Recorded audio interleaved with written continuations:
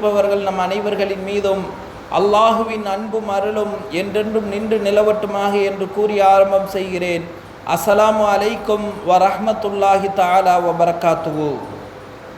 கண்ணியத்திற்குரிய பெரியோர்களே, சகோதரர்களே,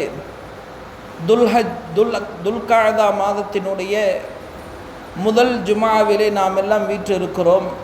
சங்கையானவர்களே, இஸ்லாத்தினுடைய 5வது கடமையான ஹஜ் என்ற அந்த புனித கடமையை நிறைவேற்றுவதற்காக வேண்டி முழு உலகத்திலிருந்தும் ஹாஜிகள் புறப்படுவதற்கு தயாராக இருக்கிறார்கள். சங்கையானவர்களே, இந்த சமயத்தில் அந்த ஹஜ்ஜை பற்றியும் அந்த புனித ஆலயமான காபத்துல்லாவை பற்றியும் நாம் அறிய வேண்டிய ஒரு நிர்பந்தத்தில் இருக்கிறோம். நாம் செல்கிறோமோ இல்லையோ, அதை பற்றி அதிகம் பேசிக்கொண்டே இருக்க வேண்டும். எப்பொழுது அதை பற்றி அதிகம் பேசிக்கொண்டே இருப்போமோ, அல்லாஹு தாலா நம்முடைய உள்ளத்தில் அங்கு செல்ல வேண்டும் என்ற அந்த ஆவலை போடுவான். அதற்குண்டான வழிவகைகளை அல்லாஹ் ஏற்படுத்தி தருவார். சங்கையானவர்களை, இன்று எத்தனையோ ஹாஜிகள் ஹஜ்ஜுக்கு செல்கிறார்கள், உம்ராவுக்கு செல்கிறார்கள். அவர்கள் சென்றுவிட்டு வந்த பிறகு அங்கு என்ன அதிசயத்தை பார்த்தார்கள் என்று கேட்டால், பலர் நபர்களால் அங்கு உள்ள அந்த விஷயங்களை விவரிப்பதற்கு தெரிய முடிவதில்லை. காரணம், அவர்களுடைய சிந்தனை அவ்வளவுதான், அவர்கள் பார்த்த விதம் அவ்வளவுதான். ஆனால் அப்படியல்ல, அங்கு நூற்றுக்கணக்கானவல்ல, ஆயிரக்கணக்கானவல்ல, லட்சோப லட்ச அதிசயங்கள் நிறைந்த ஒரு புனித ஆலயம்தான் அந்த காபத்துல்லா என்ற அந்த ஆலயம். சங்கையானவர்களே, உலகில் இன்று எத்தனையோ விஷயங்களை அதிசயம் என்று சொல்கிறார்கள். தாஜ்மஹால் அதிசயம் என்கிறார்கள், தொங்கும் தோட்டம் அதிசயம் என்கிறார்கள், நயாகரா வீழ்ச்சி உலகத்திலேயே மிக பெரும் அதிசயம் என்கிறார்கள். அதை காண்பதற்கும் மக்கள் பல லட்சங்களை செலவு செய்து, பல ஆயிரங்களை செலவு செய்து பயணிக்கிறார்கள். அவைகளையெல்லாம் ஒரு தடவை பார்க்கலாம், 2 தடவை பார்க்கலாம், ஏன் 3 தடவை பார்க்கலாம். அதற்கு பிறகு சலிப்பு தட்டிவிடும். இதெல்லாம் பார்த்தது தான், வேற ஏதாவது புதுசாக பார்க்கணும். இதுதான் உலகத்தினுடைய அதிசயம். ஆனால் அல்லாஹ் உலகத்திலேயே அமைத்திருக்கிற உண்மை அதிசயம் எதுவென்றால் அந்த காபத்துல்லாவும் அதனை சுற்றி இருக்கிற இடங்களும் தான். அதனால தான் இன்றைக்கி நம்ம நிதர்சனமாக பார்க்குறோம். 30 தடவை ஹஜ்ஜு செய்தவர்கள் கூட ஊருக்கு திரும்பிய பிறகு அவர்களது உள்ளத்தில் வரக்கூடிய ஆசை மீண்டும் ஹஜ்ஜுக்கு செல்ல வேண்டும்.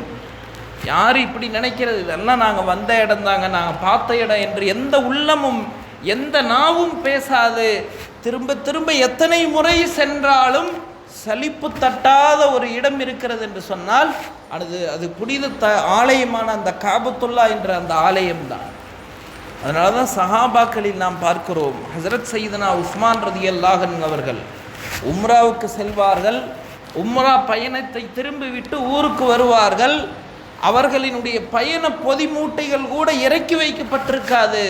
மீண்டும் காபாவை காண வேண்டும் என்ற ஆலயத்தில் உடனே திரும்பவும் அடுத்த உம்ராவுக்கு சென்று விடுவார்களாம். காரணம், அந்த ஆலயம் அப்படிப்பட்ட உன்னதமான ஒரு ஸ்தலம், மனித உள்ளத்தை இழுக்கக்கூடிய ஒரு ஸ்தலம்.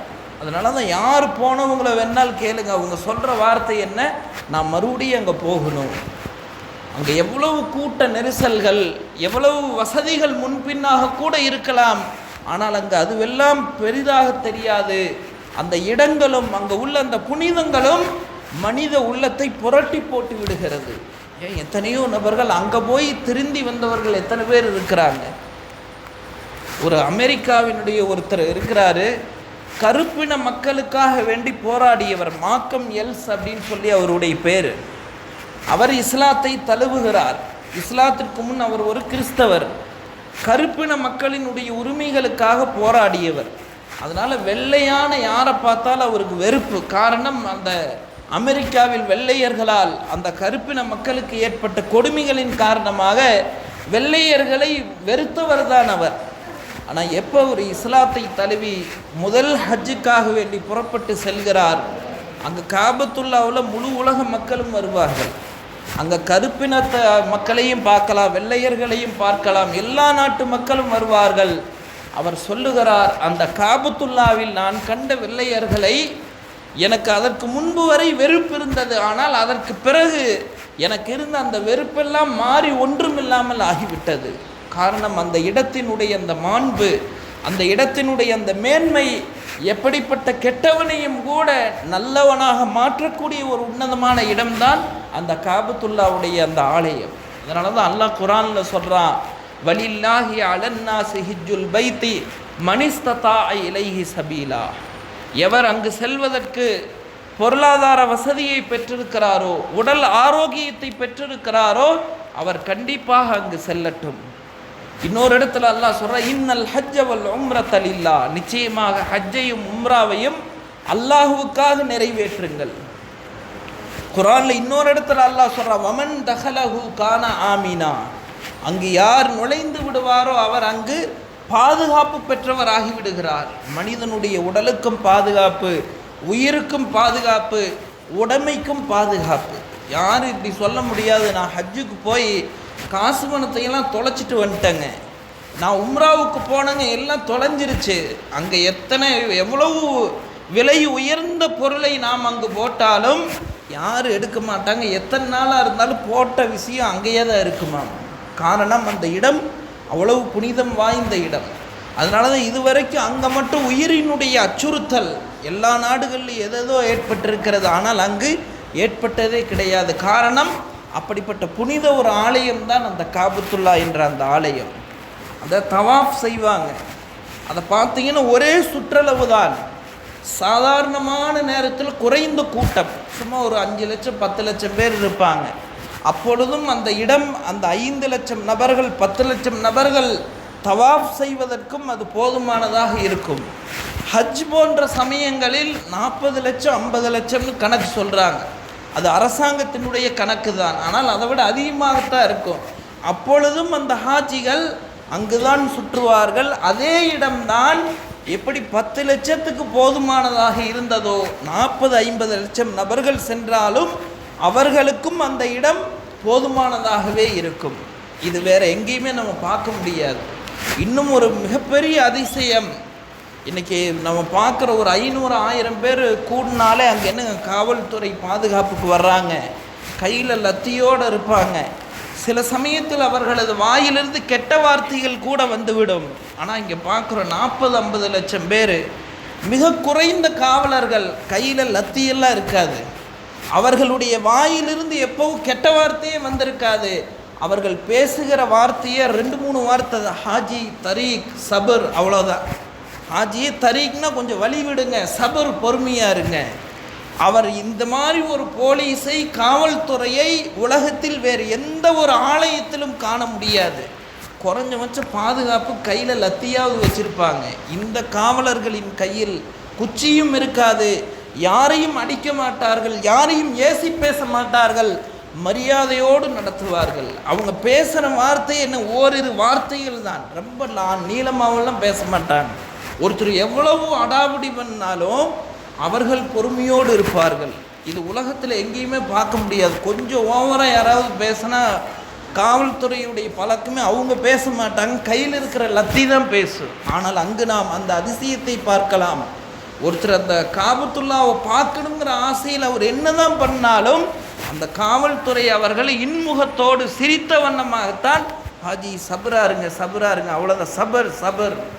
இப்படிப்பட்ட ஒரு அதிசயத்தை உலகத்தில் வேறு எங்குமே காண முடியாது. ஆக சங்கையானவர்கள், இப்படிப்பட்ட ஒரு அதிசயம் நிறைந்த இடம்தான் அந்த காபத்துல்லா என்ற அந்த ஆலயம். ஜம்சம் தண்ணீர் பாருங்க, இன்றைக்கி முழு உலகத்தில் உள்ள அனைத்து மக்களும் அந்த தண்ணீரை எடுத்துக்கொண்டு செல்கிறார்கள். குறைஞ்சபட்சம் உம்ராவுக்கு ஹஜ்ஜுக்கு வர்றவங்களுக்கு மினிமம் 5 லிட்டர், கவர்மெண்ட்டுடைய சட்டம் அதுதான், 5 லிட்டர் கொண்டு போகிறக்கு அனுமதி. 40 லட்சம் பேர் ஹஜ்ஜுக்கு வர்றாங்க, ஒவ்வொருத்தர் கையிலையும் 5 லிட்டர் தண்ணி போகுதுன்னா கணக்கு போட்டு பார்க்குறோம். இதுக்கு அந்த ஜம்சம் கிணறு எவ்வளவு ஆழம், ஒரு 2000 அடி 3000 அடி இருக்குமான்னு சொன்னால் அதெல்லாம் ஒன்றும் இல்லைங்க. சொல்கிறாங்க ஒரு 20 அடிக்குள்ளே தான் ஆழங்களாமா. ஒரு 20 அடி கிணற்றிலிருந்து கோடிக்கணக்கான லிட்டர் தண்ணீர்கள் எடுக்கப்பட்டு கொண்டே இருக்கிறது. ஆனால் அந்த கிணற்றிலிருந்து தண்ணீர் வற்றியதாக வரலாறு கிடையாது. அது எவ்வளவு கடும் வெயில் அடிக்கக்கூடிய கோடை காலமாக இருந்தாலும், எப்படி நல்ல சீசனில் தண்ணி வந்துக்கிட்டே இருக்குதோ, கடும் கோடை சீசனிலும் அங்கு வற்றியது, தண்ணீர் பற்றாக்குறை என்ற அந்த வார்த்தைக்கே இடமில்லை, தண்ணி வந்துக்கிட்டே தான் இருக்கும். இப்படிப்பட்ட உலக அதிசயத்தை வேறு எங்கும் காண முடியாது. ஒருத்தர் இஸ்லாத்தை ஏற்றுக்கொள்ளணும், இஸ்லாத்தை புரியணும்னு சொன்னால் அந்த ஜம்சம் தண்ணீரினுடைய அந்த கிணற்றினுடைய அந்த அதிசயத்தை சிறிது நேரம் அவர் யோசித்தால் போதும். இஸ்லாம் எந்த மனிதனாலும் உருவாக்கப்பட்ட மார்க்கம் அல்ல, இறைவன் தந்த மார்க்கம் என்பதை அவர் உணர்ந்து கொள்ள முடியும். உலகத்தில் எங்கேயாவது பார்க்க முடியுங்களா? விவசாயிகளுக்கு தான் தெரியும் கிணறுடைய தன்மை. சில வருஷம் ஆச்சுன்னா என்ன செய்வாங்கன்னா, கிணறு என்ன சுற்றி அந்த தூர்வாரி சுத்தப்படுத்துவாங்க, அப்போ தான் தண்ணி ஊறுங்களாமா. ஆனால் அந்த ஜம்சம் கிணறு அப்படி ஒரு நிலைமையெல்லாம் கிடையாது.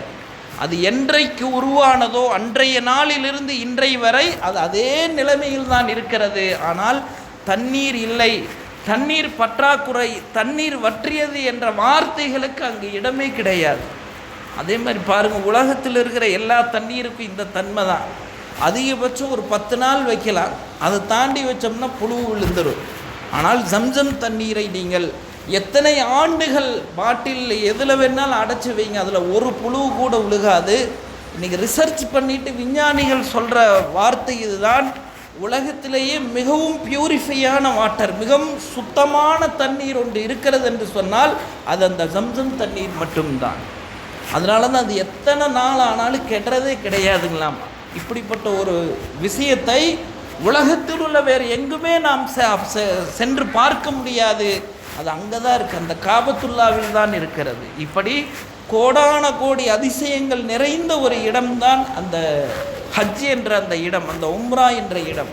அதனால தான் நபி ஸல்லல்லாஹு அலைஹி வஸல்லம் சொன்னாங்க, மா இமார ஹாஜ்ஜ கத்து, ஒரு ஹாஜி எவ்வளவு லட்சங்களை செலவு செய்து செல்கிறாரோ அவருக்கு எவ்வளவு அந்த சிரமங்கள் ஏற்படுகிறது. நபிகள் நாயகம் ஸல்லல்லாஹு அலைஹி வஸல்லம் அவர்கள் சொன்னார்கள், ஹஜ்ஜுக்காக வேண்டி போய் வந்தவர் வாழ்க்கையில் ஒருபோதும் அவர் ஏழையே ஆக மாட்டார்.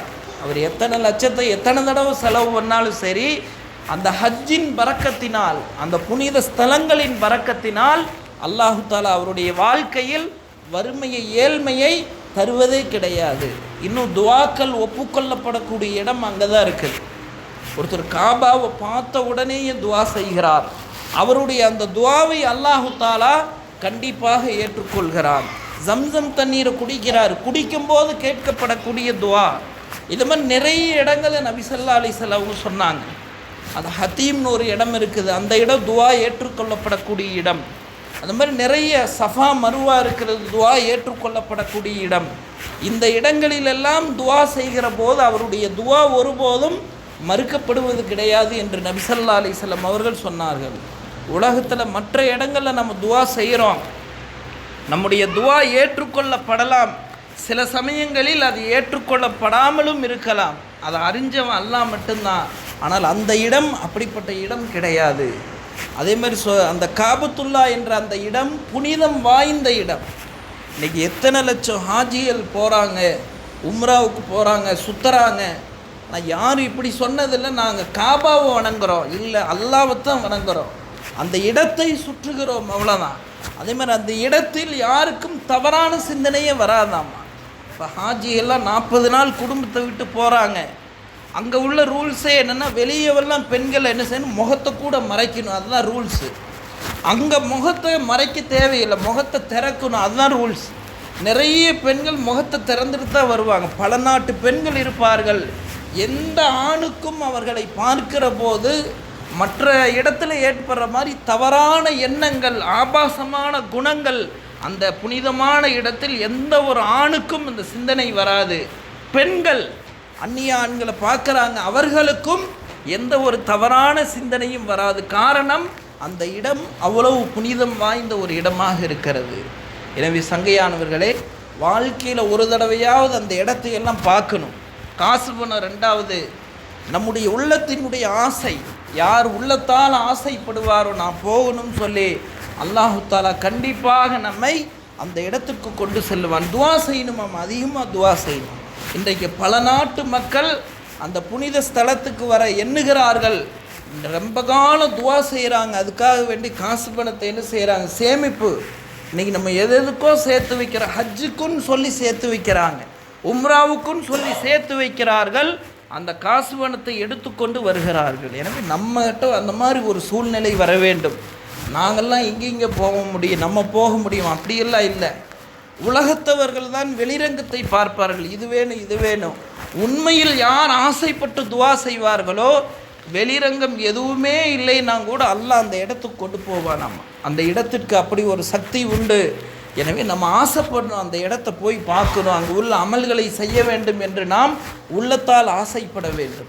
நபி ஸல்லல்லாஹு அலைஹி வஸல்லம் அவங்க சொன்னாங்க, மன் ஹஜ்ஜ, எவர் ஹஜ்ஜு செய்கிறாரோ, ஃபலம் யர்ஃபுஸ் வலம் யஃப்சுக், அங்கே